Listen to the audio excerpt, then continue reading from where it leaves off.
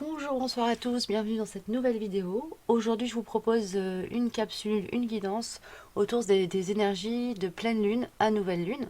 Donc on verra par la suite ce que les cartes vont me dire. Ce sera probablement une guidance toujours autour des énergies du yin et du yang et l'énergie du milieu. En attendant, on est accompagné par la pierre d'apophilite, qui est une pierre que je chéris particulièrement, qui est une pierre connue pour un petit peu comme l'améthyste, pour recharger les petits bijoux, les petites pierres qu'on porte en pendentif, ou les petites pierres de poche, qui est très très puissante. Je vais vous lire un peu quelques-unes de ses propriétés. Donc, l'apophilite blanche est une excellente pierre de nettoyage de l'énergie. Elle agit tout comme l'acupuncture. Elle remplit d'une énergie pure et fraîche. Même si cette pierre crée un grand nettoyage émotionnel et physique, elle ne crée pas de grands bouleversements personnels, car par ses quatre côtés et sa forme de pyramide, elle crée en même temps un enracinement stable et une paix intérieure. C'est une excellente pierre de méditation. Elle favorise la vision claire grâce au troisième, parce qu'elle booste le troisième œil, le sixième chakra. Et sur le plan physique, elle est particulièrement bonne pour les poumons, la sphère ORL et les allergies. Voilà, on peut la porter en pendentif, emballer dans une poche ou faire une eau d'apophilite. Et là, je vous laisserai vous renseigner. Pour information, les informations que je viens de vous transmettre, je les tire de cet ouvrage-là. Voilà, qui est très, très synthétique, qui est voilà, un bon outil quand on s'intéresse à la lithothérapie. Si je peux vous recommander quelque chose, c'est d'éviter de la mettre à proximité de votre lit, ou éviter de la mettre dans une chambre, parce qu'elle peut voilà, troubler le sommeil. Elle est tellement puissante au niveau énergétique que si vous êtes très sensible aux énergies des pierres, voilà, évitez-vous des insomnies ou des nuits avec des réveils nocturnes, parce qu'elle est vraiment, moi j'ai expérimenté ça, elle m'a empêché de dormir. Jusqu'au moment où on m'a dit mais cette pierre-là, il vaut mieux pas la mettre dans sa chambre. Voilà. Je vais vous lire un petit extrait en canalisation, un petit message enfin pas en canalisation du coup, je vais vous lire un petit message de la Nouvelle Terre, qui va nous donner un petit peu des indications peut-être sur les problématiques qu'on va être amené à rencontrer, ou sur lesquelles on va être invité à poser notre regard dans les jours qui viennent.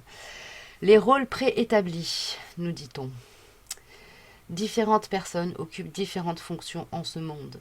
Il ne peut en être autrement. En effet, les êtres humains diffèrent beaucoup les uns des autres en ce qui concerne les aptitudes intellectuelles ou physiques, entre autres, sur le plan des connaissances, des talents, des habiletés et des niveaux énergétiques.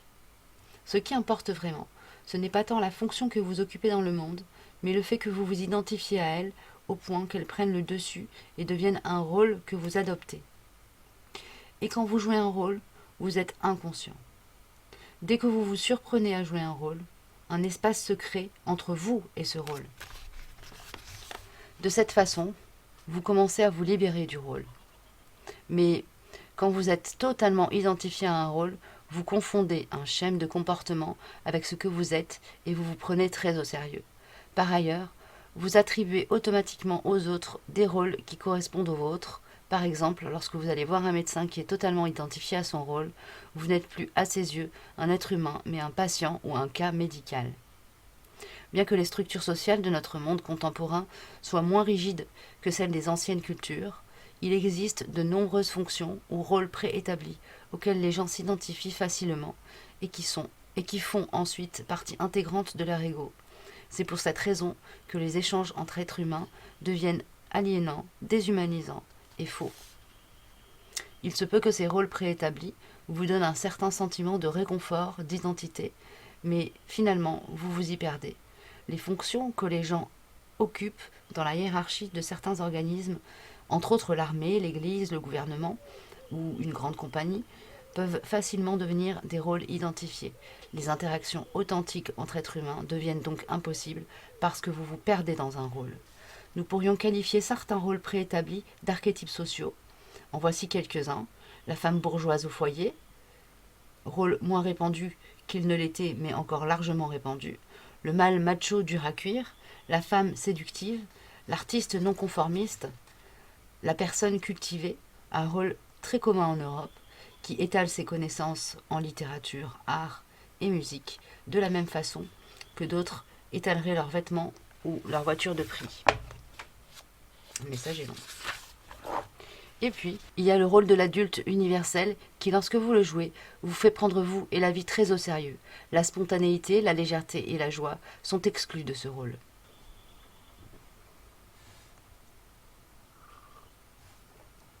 Ce qu'Eckhart Tolle nous transmet là comme notion, c'est celle de la nécessité peut-être dans laquelle nous allons nous retrouver, de changer de point de vue, d'essayer de se déshabiller de soi. Voilà, c'est ça, c'est vraiment la phrase qu'on vient de m'envoyer en canalisation.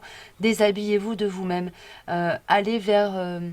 essayez en tout cas d'aller vers la partie de vous qui, euh, qui est connectée avec votre liberté originelle. Il y a vraiment une notion de devenir l'allié de l'enfant intérieur. Ok. Donc on va être là-dedans pour la période qui arrive, se rallier à la liberté, à ce sentiment, en tout cas nourrir, offrir un terrain où l'enfant intérieur va pouvoir se sentir libre de s'exprimer et être entendu, euh, en tout cas donner de la valeur à la voix de l'enfant intérieur en soi. C'est quelque chose qui va compter euh, dans notre équilibre, euh, dans l'équilibre de l'ensemble de nos corps, donc physique, émotionnel, mental et spirituel, pour la période à venir. Ok, excusez-moi, le message a été un peu laborieux à descendre. Je vais prendre les cartes, on va voir ce que ça nous envoie. Donc là, on a Kuan Yin qui vient déjà en premier, c'est bien. Kuan Yin qui est... le fait que Kuan Yin sorte beaucoup en ce moment... Alors, excusez-moi, j'ai un petit souci avec mon écran. Voilà. Le fait que Kuan Yin sorte beaucoup en ce moment, c'est assez révélateur aussi d'une phase où il y a une grande poussée de croissance intérieure. Hein.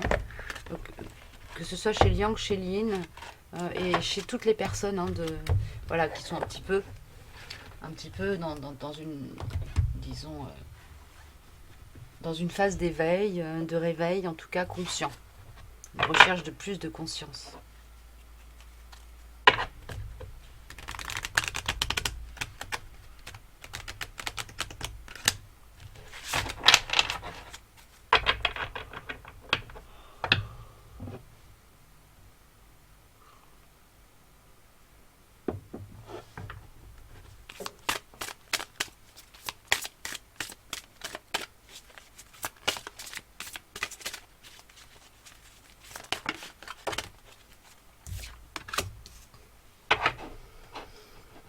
Alors, c'est pour l'énergie du milieu, ça. On a la bénédiction de la kata t'est donnée. La kata, c'est cette écharpe blanche qu'on offre aux voyageurs ou aux nouvel arrivants dans une maison dans la tradition tibétaine, et c'est une tradition qu'on retrouve aussi un petit peu en Chine dans les zones reculées proches du Tibet. C'est une offre de bienvenue, la preuve qu'on accueille l'autre avec bienveillance, et là l'autre est autant soi que l'étranger. On va être dans des énergies comme ça, d'accueil à partir de l'espace du cœur, avec une grande ouverture au niveau de l'espace du cœur, de l'autre dans son authenticité, déshabillé de lui-même, déshabillé de son ego, et en tout cas déshabillé du rôle qui lui est donné ou qu'il se donne lui-même. Il y a aussi une notion, peut-être pour certains d'entre vous, de capacité à percevoir l'essence des personnes avec lesquelles vous allez vous retrouver en relation, ou des personnes que vous allez peut-être découvrir et rencontrer dans la période qui arrive. Ok. Joli message. On est aussi, cette carte me dit, pour ceux qui sont dans cette notion de perception, enfin donc qui vont être dans cette capacité à percevoir, qu'il y a eu un travail d'évolution à l'intérieur de soi qui a été fait, et qu'il y a une élévation de conscience qui est actée. Hein. Ok. Ça, c'est pour le yin. Elle chevauche l'esprit toujours sauvage. Elle chevauche l'esprit toujours sauvage. Ces cartes sont juste somptueuses. C'est un bonheur. Je vais vous la montrer juste après. Pour le yang, on a deux cartes qui sont sorties, d'accord. On a tendre confiance, corps bien aimé, bien. Et on a les gardiens ancestraux de la lumière. Ok. Alors, du côté des yin, je vous montre la carte. Elle chevauche l'esprit toujours sauvage. Magnifique carte. J'espère que vous la voyez bien. Il y a eu un travail chez le yin, chez les personnes qui ont voilà, une dominante énergétique d'incarnation yin, donc féminin, féminin sacré. Vous retrouverez en barre d'infos le lien vers un site qui parle du yin et du yang et qui explique bien, en tout cas au niveau énergétique, ce que ça contient, ce que ça induit, cette notion de yin et cette notion de yang. Vous pourrez donc, si vous avez, voilà, que vous n'êtes pas sûr de votre polarité ou que vous cherchez des informations, aller chercher sur ce site qui est très complet et bien conçu.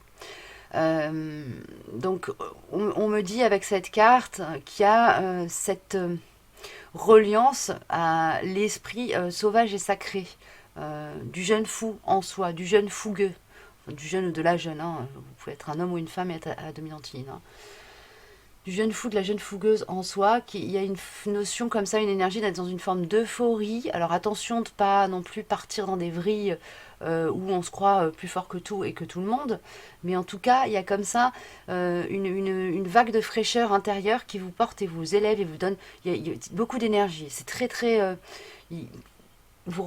quelque chose d'énergisant et énergisant. Vous êtes énergisant, vous êtes dynamique, c'est ça qui va. La pleine lune va vous amener dans des énergies comme ça. Ok. Ça se passe peut-être plus au niveau des corps énergétiques,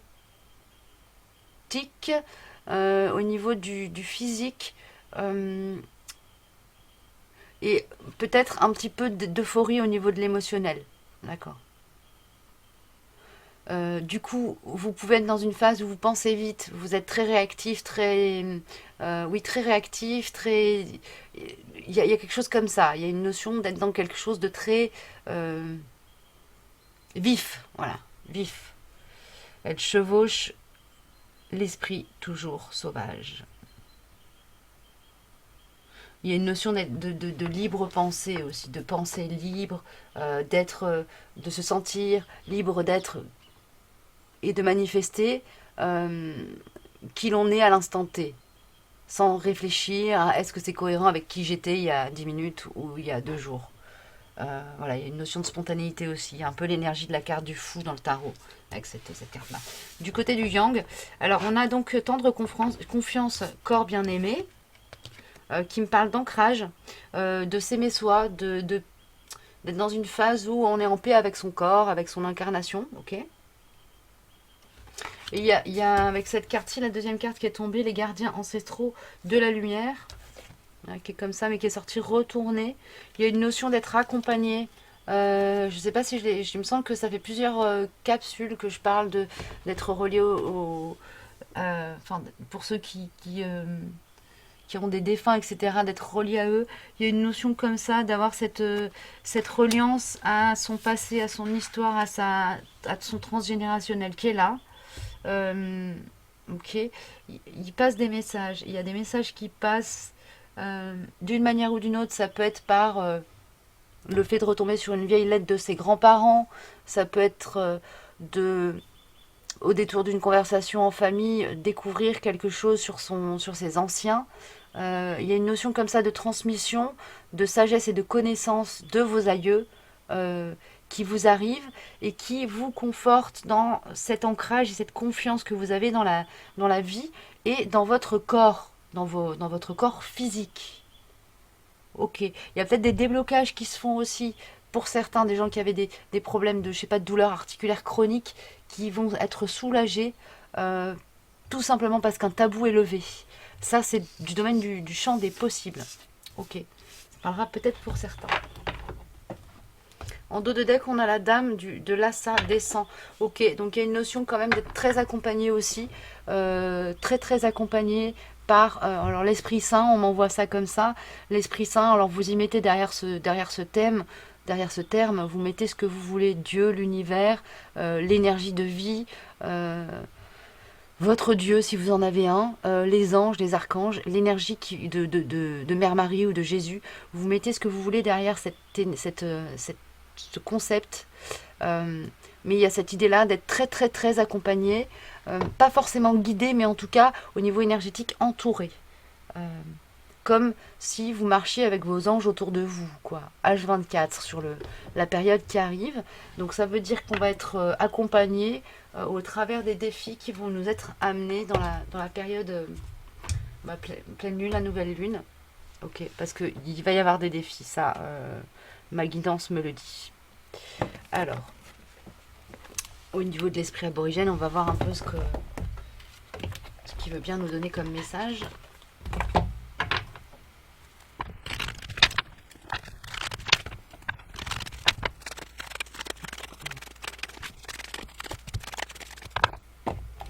On a Victoire qui se manifeste en dos de deck,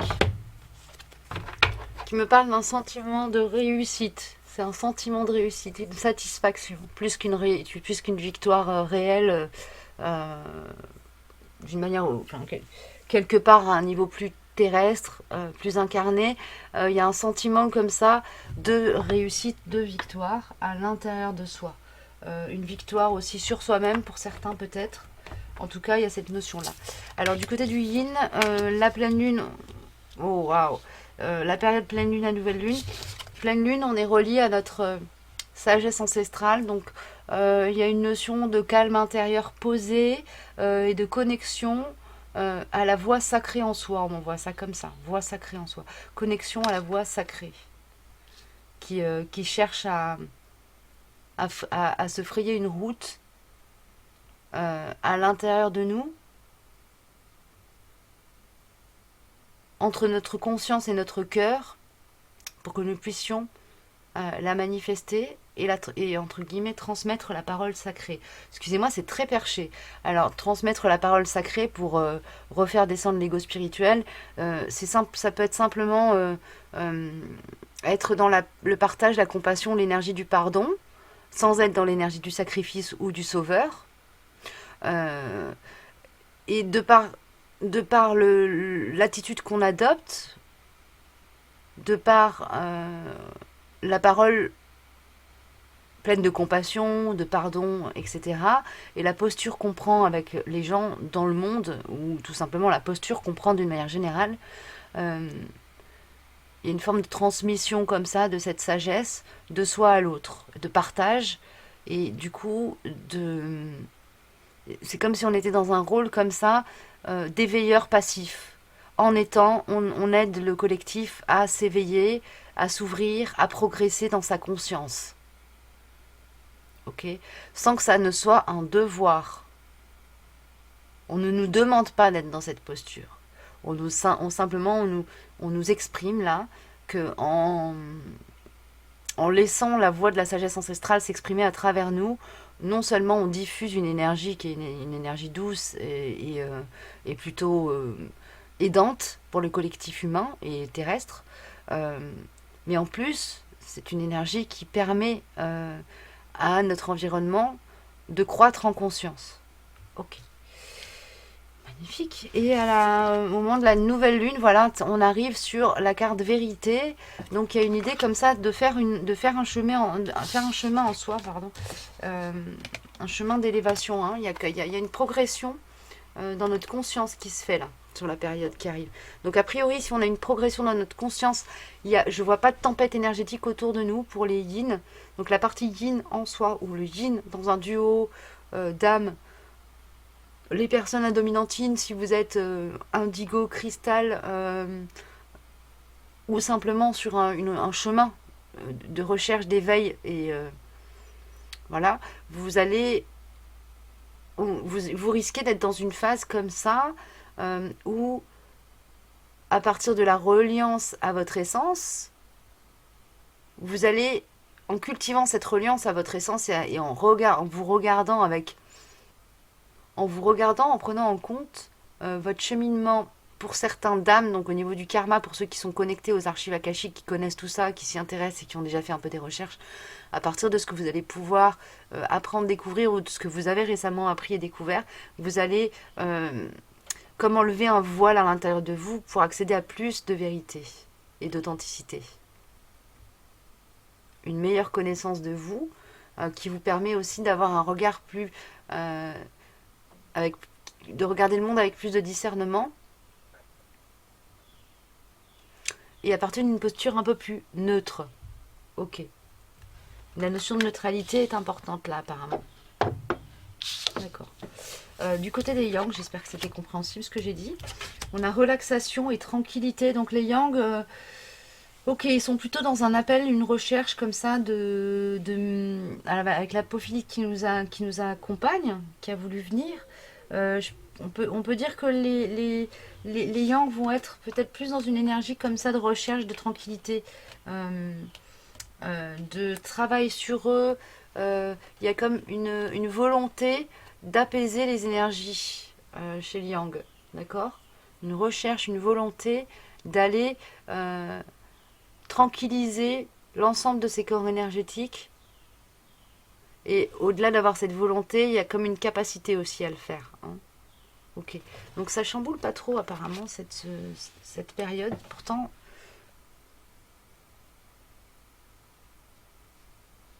alors je vais prendre une carte de l'esprit aborigène pour l'énergie du milieu.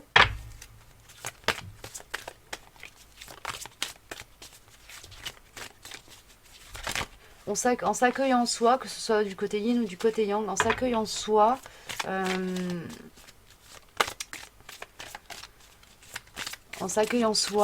en étant connecté avec à la fois le transgénérationnel, le karmique et notre note originelle, on est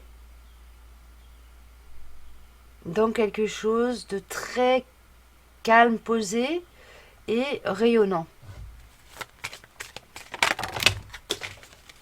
Et on a épreuve qui vient avec l'oracle de l'esprit aborigène.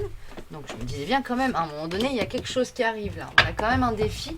Maintenant, j'aimerais bien savoir lequel c'est. Ok, le défi va concerner l'énergie du milieu. C'est-à-dire que là, pour le coup, ça va être notre capacité à être dans un équilibre intérieur qui va nous permettre de travailler de manière entre guillemets productive et constructive, en tout cas voilà, d'évoluer, d'apprendre, parce que c'est l'énergie du milieu en soi qui va être fluctuante, bougeante. Il y a des choses qui vont se passer à ce niveau-là. Ça veut dire que si vous êtes dans un lien d'âme, ça va se passer peut-être dans la sphère du relationnel entre vous. Si ça peut se passer au niveau énergétique aussi si vous n'êtes pas en contact avec votre jumeau, votre jumelle ou votre âme sœur, c'est selon dans quoi vous êtes ou en tout cas dans quoi vous vous identifiez. Si vous n'êtes pas dans une relation ou que vous ne vous questionnez pas sur une relation d'âme, c'est l'énergie du milieu en vous qui va être concernée, c'est-à-dire l'endroit où le yin et le yang se rencontrent, le point d'équilibre. Ok, la membrane entre guillemets. Ok.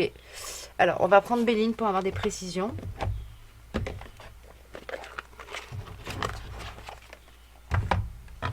a priori, il y a des choses qui vont être très communes au yin et au yang pour cette semaine.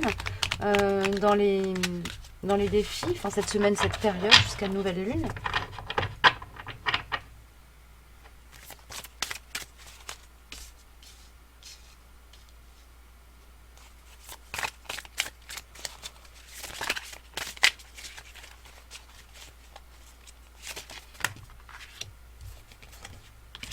Épreuve de foi, on m'envoie en canalisation, donc il y a peut-être quelque chose voilà, qui va vous faire travailler là-dessus. Enfin, il y a probablement quelque chose qui va vous faire travailler là-dessus. Okay. Voilà, oh là là. Bon, alors avec Béline, on a côté yang, on va dire, méchanceté, trahison. Avec le yang, le yin, pardon, on a la nouvelle et les ennemis. Alors là, j'ai quelque chose d'assez... j'ai une énergie comme ça de yin et de yang qui sont soudés pour faire front.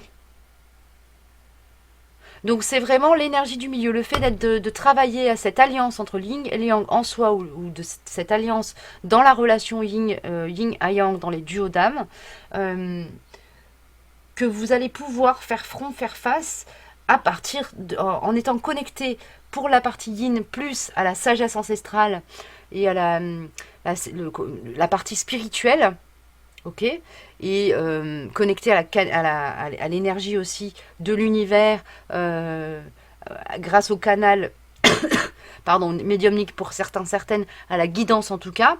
Et le yang va avoir ce rôle d'ancrage à la terre, de confiance dans le monde, etc., de confiance dans la partie incarnée. Donc en étant très ancré, très confiant dans le monde, très incarné, et en même temps très connecté à la sagesse, à l'inconscient collectif, à l'inconscient universel, aux archives akashiques, à la guidance, appelez-le comme vous voulez, à la partie, si vous voulez, chakra coronal. Et chakra coronal du côté du yin va vraiment travailler en cohérence, en alliance. Si le chakra coronal travaille chez le yin en étant bien allié avec le yang qui lui va travailler beaucoup sur le chakra racine, il y a la capacité comme ça de faire front sur une vague de, entre guillemets, d'attaque.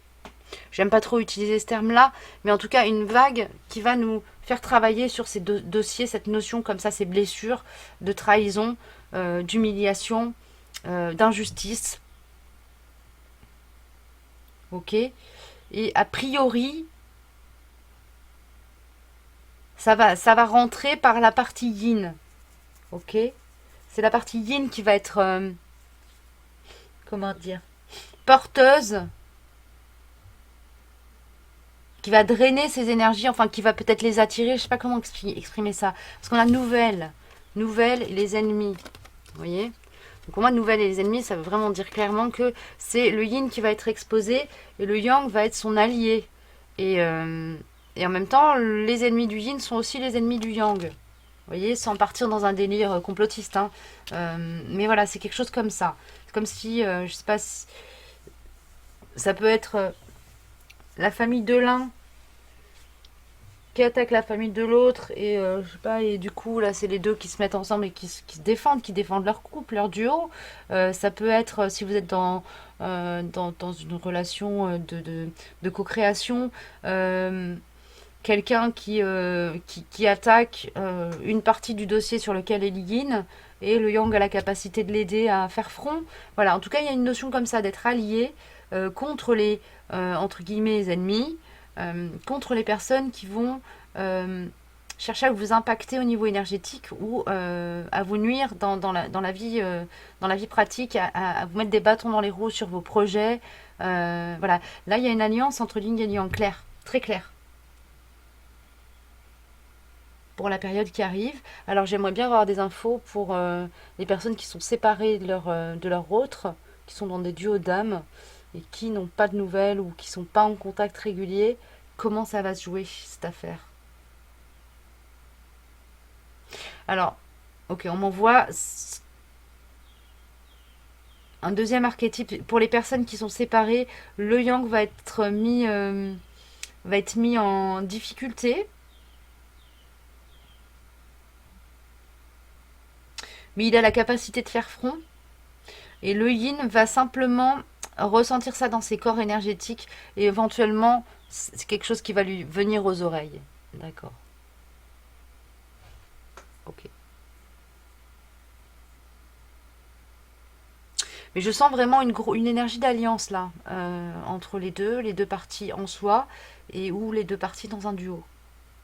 Il y a une vraie alliance pour faire front. Et les difficultés viennent de l'extérieur, ils resteront. C'est comme s'il y avait un bouclier énergétique là. Ok, on va prendre l'oracle des miroirs pour en savoir un peu plus sur cette histoire.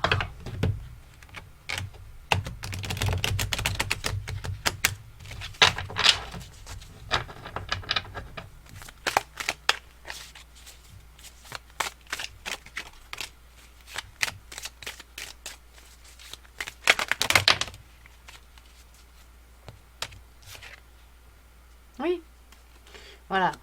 Cadeau miroir magnétique, c'est magique, pardon. C'est vraiment on me dit avec ces deux cartes-là, qui correspondent à l'énergie du milieu, qu'il y a une bénédiction derrière tout ça. Peut-être que c'est une épreuve qui va vous amener à plus de cohésion dans votre duo, si vous êtes dans un duo, ou à plus de cohésion avec vous-même, plus de congruence, plus d'assurance, si vous êtes simplement concerné par une dualité yin-yang en vous. Ok. Il y a cette notion-là. Miroir magique, c'est quand même une carte de protection. Le cadeau, c'est quand même, voilà, on nous dit, derrière tout ça, le cadeau, c'est justement d'être en capacité de nourrir le bouclier. Ouais, c'est ça, nourrir le bouclier grâce à votre lumière. C'est comme si vous étiez, du coup, vous aviez trouvé la prise pour vous brancher à l'énergie universelle et créer un bouclier énergétique pour vous protéger. Ok, alors bon, c'est un peu, c'est des choses qui, qui peuvent être faites au niveau énergétique, hein. On peut former des bulles de protection. Il y a des méditations, des exercices qui sur la toile, hein, que vous allez retrouver, qui vont vous permettre de faire ce genre de choses. Vous pouvez aussi construire votre propre protocole, entre guillemets, de protection énergétique. Et c'est comme si là, on allait travailler là-dessus, sur cette capacité à se protéger au niveau énergétique. Ok, ok, ok.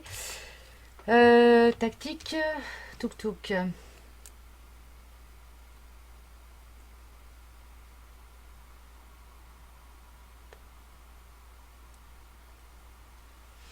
Une deuxième carte pour les Yang, s'il vous plaît, parce qu'une seule c'est un peu short. Merci. Oui, le Yang, il va être dans une disposition à laisser couler un peu, trahison, méchanceté qui sont là, parce qu'on a tranquillité maison. C'est deux fois qu'il y a la carte tranquillité qui sort chez le Yang, hein. Donc il y a une notion comme ça, un peu d'être dans le truc du je m'en fous. En fait, je m'en fous de ce qui se passe. Moi, je m'occupe de moi, je m'occupe de mes affaires. Je m'occupe de ce qui m'intéresse et pas de ce qui se dit de moi ou de ce qui est fait à mon encontre. C'est comme s'il y avait un détachement chez le Yang là. Ok, c'est une ressource. C'est peut-être quelque chose qui va être un enseignement pour le yin aussi, à se désengager émotionnellement et à oui, se prendre de la liberté par rapport au regard des autres, au jugement comme ça. Ok, ouais, c'est ça. C'est ça. C'est comme si le yang allait donner des ressources au yin pour ouais, se dégager du regard des autres. Ok.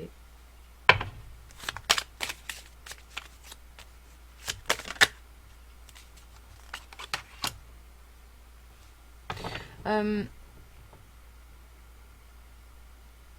Il y a une notion de discernement. Alors c'est drôle parce que cette carte séparation parle pas du tout de ça, mais c'est pas ce qui me vient comme message. Il y a une notion de discernement, de ouais, de discernement chez Lyin là, de capacités qui arrivent, ou qui s'ancrent pour certains certaines, à faire la part des choses et à capter aussi quelle partie de soi est entre guillemets mise au défi. Est-ce que c'est la partie yin ou la partie yang en vous, si vous êtes à dominante yin d'incarnation, vous allez peut-être être amené à prendre conscience que telle partie en vous est touchée plutôt que telle autre, telle partie en vous est à travailler, ou vous êtes face à quelqu'un qui a une dominante yin ou yang et qui parle à partir d'une distorsion d'une de ces deux parties. Il y a cette notion-là, d'être dans ce discernement comme ça. Euh, ok. Ce qui vous permet de faire un pas en arrière et de ne pas être impliqué émotionnellement non plus. Et ça, c'est quelque chose que le yang contribue à vous apprendre. Ou a contribué à vous apprendre dans votre parcours. Que ce soit le yang en vous ou le yang une personne à dominante yang de votre entourage, que ce soit votre yang ou quelqu'un à dominante yang qui vous entoure, un frère, un soeur, un ami, un frère, une soeur, un ami. Les Yils ont besoin, les Yils ont besoin de s'entendre dire, dis-moi que, elles nous demandent, elles demandent au collectif, au monde, à l'univers, dis-moi que tu m'aimes. Elles ont besoin de reconnaissance pour la période qui vient. Et les Yang, la partie Yang en soi. Hop là. La partie Yang en soi dit, je te demande pardon, je reviendrai. Donc là, la blessure de trahison, parle aussi de la blessure de trahison à son autre dans les duos, mais à la blessure de trahison à soi aussi. Je reviendrai à moi, je reviendrai à mon authenticité, je reviendrai à nous. Pour ceux qui sont dans un duo, euh, dans un duo. Et l'énergie du milieu, euh, la partie équilibrée en soi, dis si tu me veux, je te veux. Que ce soit un projet, une personne, un rêve à accomplir, un travail, un collectif à retrouver ou à aller nourrir. Si tu me veux, je te veux. Ça veut dire en gros que là, la porte est ouverte d'un côté comme l'autre, comme de l'autre. Il suffit juste de faire le pas. Ok. C'est joli, hein? C'est joli. Une dernière carte, les chouchous.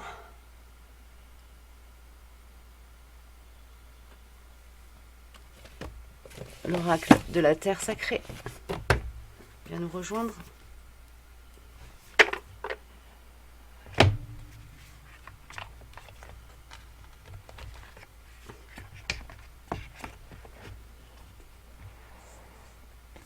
Les Yang ont aussi comme message, on leur dit, enfin, comment dire ça?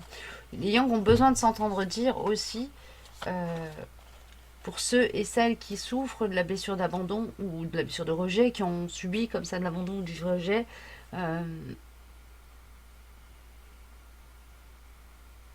que l'énergie qui les a quittés, que ce soit une énergie véhiculée par une personne ou une situation, les a quittés, abandonnés, rejetés,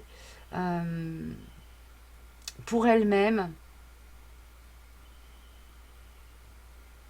et pas pour les blesser ou parce que le yang était ce qu'il était. La personne ou la situation qui a échappé au yang lui a échappé parce qu'elle avait besoin de revenir à elle-même. Et quelle que soit la manière dont cela se manifestera dans la matière, cette énergie, cette note qui correspond à celle de la situation concernée, reviendra dans les corps énergétiques du yang, que ce soit par une manifestation dans la matière ou par un équilibrage énergétique. Là, je vais être très vague. C'est à vous de voir comment ça vous résonne et comment éventuellement ça se manifestera. Mais a priori, il y a cette notion-là de promesse faite, en fait. Hein, pour certains, ceux qui sont dans une relation d'âme sœur ou de flamme jumelle, d'âme jumelle, de lien d'âme sacrée, de lien très fort. Il y a une notion comme ça de promesse qui a été faite de votre autre, qu'il reviendra d'une manière ou d'une autre. Et que voilà, qui demande pardon, je te demande pardon, je reviendrai, c'est beau. C'est joli. Alors, au niveau, eh ben voilà, pour le yin, on a le contexte, d'accord? Oh, elle est belle. Et on a, du côté du yang, la cohérence et la formation du côté de l'énergie du milieu, donc le contexte chez le yin. Il y a une idée d'être porté chez le yin, là, pour la période qui arrive. D'être porté, comme s'il y avait un filet comme ça qui se resserrait et qui crée une tension qui fasse rebondir le yin. C'est ça qu'on m'envoie comme image. Bon, bah, je vais pas aller plus loin. Du côté du yang, il y a une forme de... alors la cohérence me parle d'alignement, de congruence là pour le coup. Donc le yang est cohérent avec lui-même, droit dans ses bottes pour la période qui arrive. Aidé à l'être en tout cas. Et la formation qui sort sur l'énergie du milieu me dit bien qu'on est sur une phase d'apprentissage, hein, d'apprendre à être soi en harmonie avec le yang. Il y a une harmonisation du yin et du yang, que ce soit dans les relations d'une manière générale, amicale, amoureuse, dans la vie, sociale. Ok.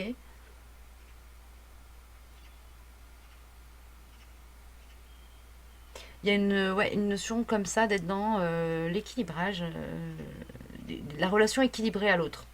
Ok. Apprendre à être et à laisser être dans les relations d'une manière générale, à être en s'autorisant à être dans le yin ou dans le yang, sans être dans l'excès, mais voilà, parce qu'on a une domination, une dominante dans notre incarnation. On est plus yin, on est plus yang, et on arrête de lutter pour équilibrer ça en nous. Il y a une notion comme ça, de tendre la main pour que pour créer l'équilibre dans la relation en se mettant en miroir avec des personnes qui sont entre guillemets compatibles énergétiquement. C'est ça, hein? Ouais, c'est ça. C'est ça. Ok. On est là-dedans. Voilà, j'en ai terminé pour cette semaine. Je vous souhaite une belle période. J'espère que cette capsule vous aura parlé et je vous dis à très bientôt.